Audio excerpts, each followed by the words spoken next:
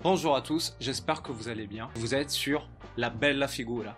Si vous êtes nouveau sur cette page, je suis Stéphane Boutice, le fondateur du magazine de lifestyle Gentleman Chemistry et de la marque de vêtements pour hommes Boutice.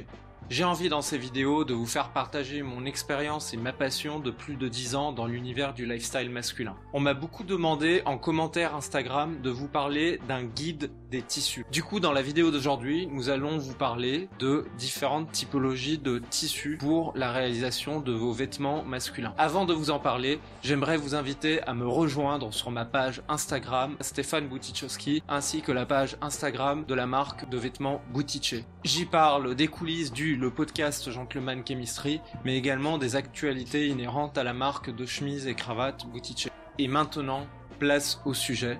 Alors, dans un premier temps, ce qu'il faut savoir, c'est qu'un tissu, il se constitue de laine principalement. La laine est une matière animale en provenance de moutons de Nouvelle-Zélande qui ont une qualité de laine mérinos thermorégulatrice. Thermorégulatrice signifie que la matière première s'adapte à la température.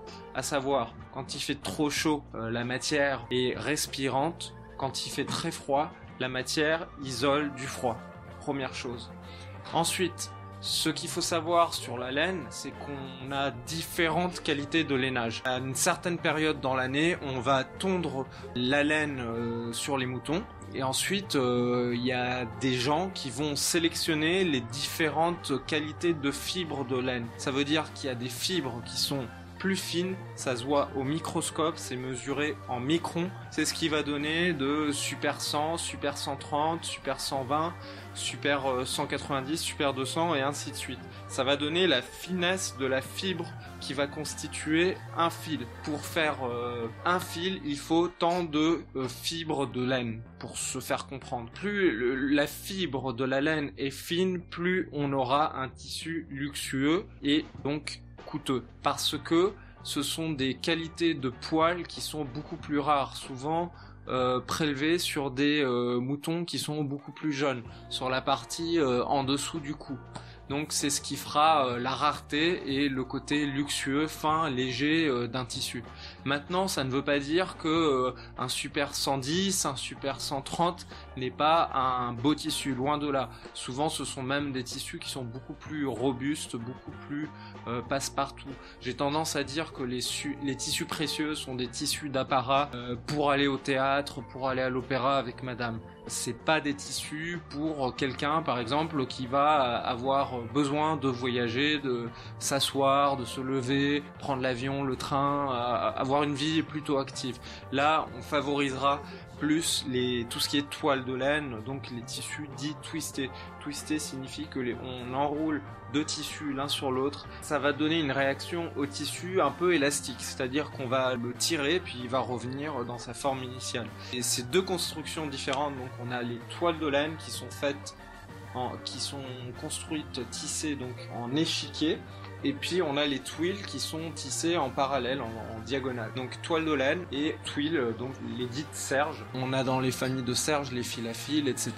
C'est les deux grandes familles de tissus. Pour illustrer mon propos, c'est un tissu de costume 100% laine, je me souviens plus, en super 130 chez Holland & Cherry. Avec ce tissu, on peut faire un costume. De mémoire, on est à peu près à 280 grammes. Donc voilà, on va parler de poids. Poids de tissu. Les tissus d'été vont de 200 grammes à peu près 260 grammes. Ensuite, de 260 à 310, on est sur de l'intermédiaire. Du 4 saisons, j'aime pas le terme, mais en fait, on est sur des costumes avec la climatisation l'été et le chauffage l'hiver. Les clients qui ne vivent pas vraiment à l'extérieur privilégient cette gamme de poids. Maintenant, les personnes qui aiment l'idée d'avoir une garde-robe pour l'été, une garde-robe pour l'hiver, privilégieront des costumes d'hiver allant de 310 grammes à 420 grammes et plus. Mais ça devient un petit peu trop après. On n'est pas dans Peaky Blinders. À l'époque, ils n'avaient pas le chauffage dans leur maison, donc ils se couvraient avec des tissus très très lourds. Aujourd'hui, on a la chance d'avoir des radiateurs et du chauffage. Donc ce n'est peut-être pas nécessaire d'aller au-dessus des 420 grammes. Néanmoins, moi j'aime beaucoup les tissus qui se tiennent, qui ont un beau drapé, allant jusqu'à 420 grammes. Notamment les grosses flanelles en poids faisant 420 grammes. Une très belle rayure craie de chez Holland & Cherry toujours. Cette vidéo n'est pas sponsorisée par Holland & Cherry, mais j'ai travaillé quand même pendant 3 ans. J'ai gardé un petit stock de tissus pour réaliser des futurs costumes. Là, je vais vous montrer une grosse toile de laine marron très lumineuse de chez Vital & Barberis Canonico. Pareil, on peut faire un costume croisé, un 3 pièces.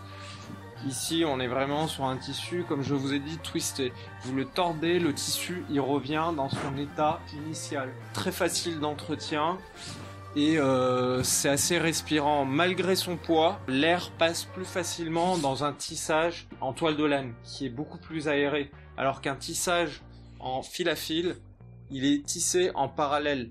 Et le tissage est beaucoup plus serré. Du coup, l'air passera moins facilement. Et puis on a les 10 tissus de veste. Pourquoi on dit de veste? Parce que avec les tissus de costume, on peut réaliser des pantalons confectionnés dans des tissus en théorie ne s'usant pas facilement à l'entrejambe. Avec le frottement, souvent les personnes un peu fortes, mais pas que, usent jusqu'à la corde, comme on dit, leur pantalon, qui va provoquer une déchirure à l'entrejambe. Si vous faites un pantalon avec un tissu de veste qui est tissé beaucoup plus lâche, vous voyez, il est, ça c'est un gros tweed écossais, il sera beaucoup plus sensible à l'usure, aux sollicitations que bon. Avec ce tweed, vous pourrez réaliser uniquement des vestes, car le tissage est beaucoup plus lâche et ne se prête pas à la réalisation d'un pantalon. Donc, tissu de veste, tissu de costume, tweed, flanelle, toile de laine et serge tweed. Encore un autre tissu incroyable, le Prince de Galles, noir et blanc, en 400 grammes, je crois, de mémoire. Pareil, c'est des tissus, voilà, ce ne sont pas les tissus qu'on trouve en prêt-à-porter. Généralement, le prêt-à-porter utilise des tissus 4 saisons parce que c'est des tissus qu'il faut faire tourner toute l'année pour des costumes vendus à entre 300 et 400 euros. Maintenant, si vous allez chez un tailleur en grande mesure, il y aura toutes les liasses nécessaires pour vous faire choisir le tissu de vos rêves, ainsi que dans les boutiques qui proposent de la demi-mesure. Maintenant, en prêt-à-porter, il faut savoir que souvent ce sont des tissus de confection industrielle qui sont utilisés. Veillez à ce qu'ils soient toujours en 100% laine, 100% matière naturelle, et surtout regardez, touchez-les, essayez-les, parce que souvent ce sont des tissus de moindre qualité selon les marques. Surtout ne pas tomber sur des matières synthétiques, élastane, polyester, etc. Toujours des matières 100% naturelles de cette qualité-là au minimum. Voilà, n'hésitez pas à me dire si vous avez des tissus que vous préférez par rapport à d'autres, si vous avez des costumes favoris. Dites-le moi en commentaire, juste en dessous. C'est la fin de la vidéo. J'espère qu'elle vous a plu. N'hésitez pas à laisser un pouce bleu en dessous. Abonnez-vous à la chaîne, partagez la vidéo, parlez-en autour de vous, aux gens qui seraient intéressés par le vêtement. En attendant, portez-vous bien et je vous donne rendez-vous à la semaine prochaine pour une nouvelle vidéo. Ciao!